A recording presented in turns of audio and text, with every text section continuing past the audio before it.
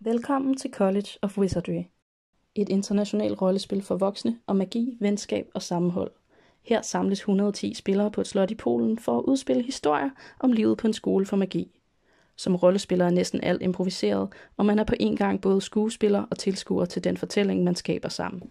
Jeg selv er en del af det scenografiske hold bag magien.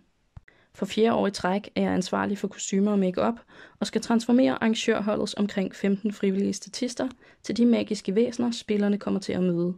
Denne gang i alt 64 gange på 3 dage.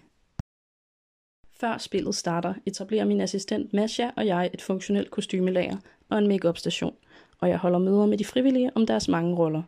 Hvem er karakteren, og hvordan vil de gerne spille den? Er den udspekuleret, genert, fortryllende eller måske distræt? Og allervigtigst, hvordan bidrager jeg bedst til, at en frivillig, som måske er hammernervøs, føler sig både komfortabel og selvsikker, når de skal bruge en halv time i en kold krypt på at indgyde ærefrygt i 40 fremmede.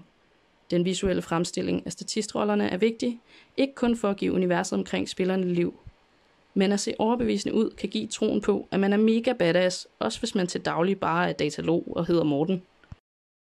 Når der ikke sminkes, spises eller soves, forbereder vi alt vi kan. Whiteboardet med make-up-tider skal opdateres, der skal sammensættes kostymer og måske laves en sårprotese eller et manglende gedebukkehorn. Og så, spilstart. Airbrushen kører på højtryk hos Masha, før de frivillige sendes videre til mig, og får malet skygger, rynker, ar og andre karaktertræk.